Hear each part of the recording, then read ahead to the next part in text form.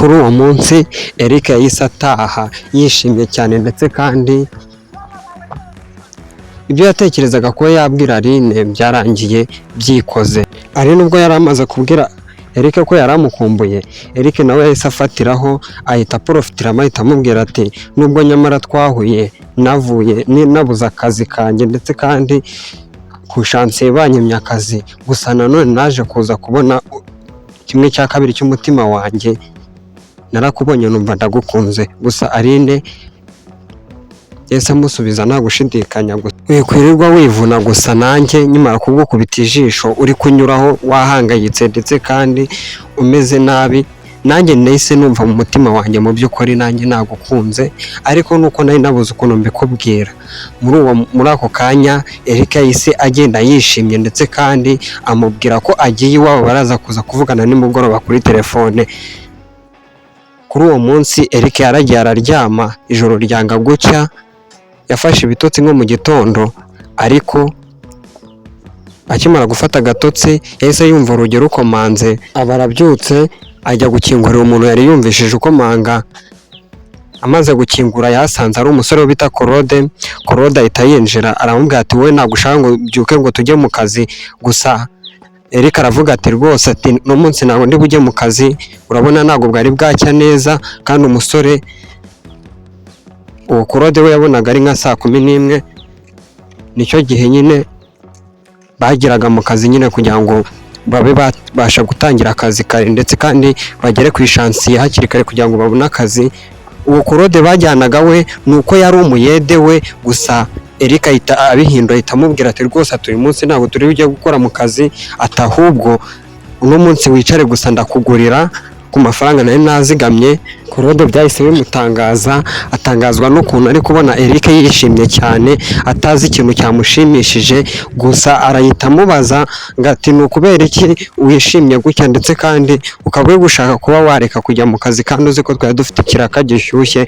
Gusa Eric ahita amubwira ati ahubwo reka nze nambara imyenda vuba vuba nkwereka ahantu tujyana, ndaza kuza kukubwira inkuru yose ukuntu yangendekeye umunsi igihe nabuze akazi cyagiye ku ishansiye. Claude ahita avuga ati cyagiye igihe ejo bundi igihe abafundi bari buzuye nabonye batashe babaye nyine pole, nanjye numvaga akazi narekareka kubera ko utari urimo. Ndamita mvuga ati wenda reka nkore kubera ko nari mfite mama wanjye urwaye, tereka nkore ndebe ko nagira iki, ndebe ko nareba ko nagura mama imiti, niyo mpamvu naje ngo tujyane.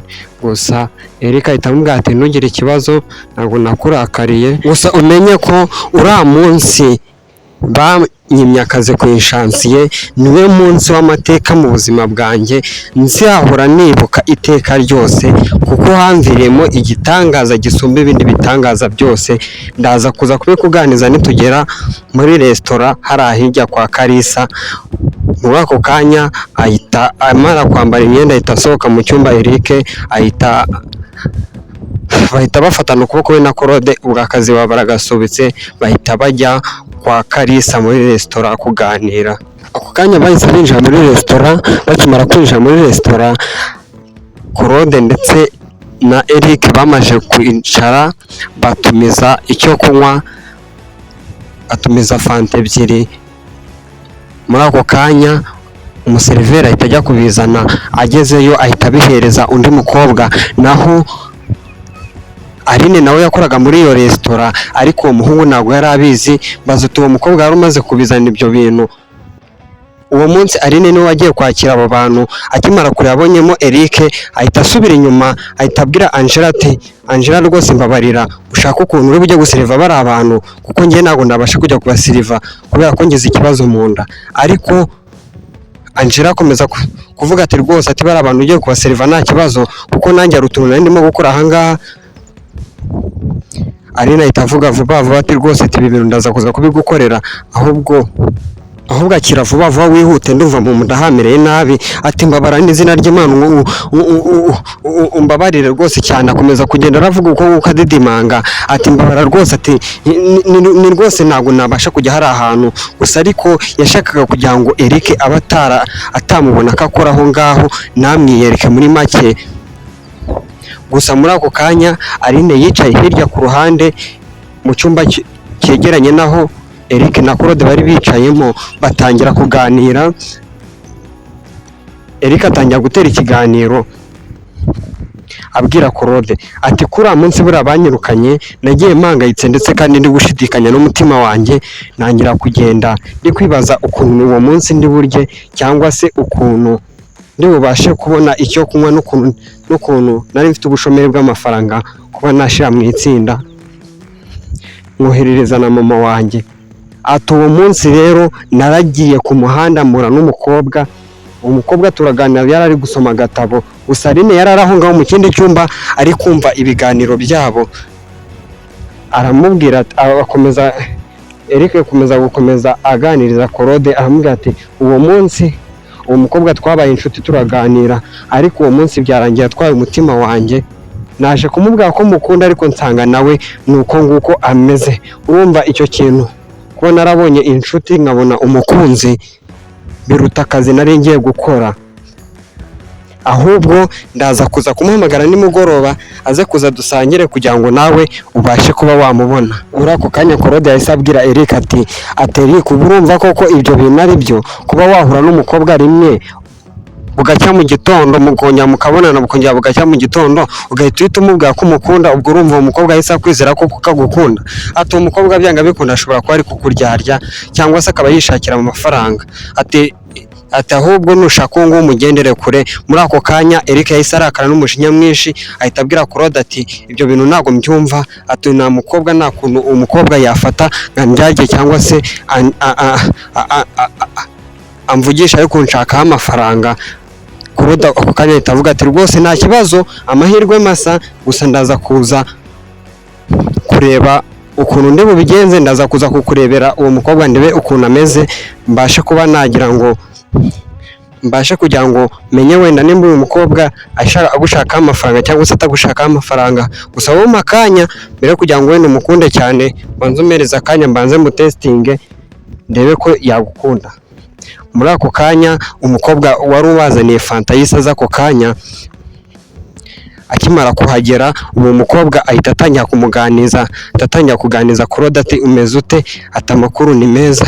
Ese ko mwaje kwiyakirira aha ngaha mukibagirwa kuba mwatubwira murafatisha iki se kandi? Ati hari brusheti, mutubwire tujye kuba twabazana brusheti n'icyo kurya. Claude ati ngewe rero ninywera gahiye, ati nagize fanta zanyu nzikunda, atabwo ngiye nimunzanire Primus.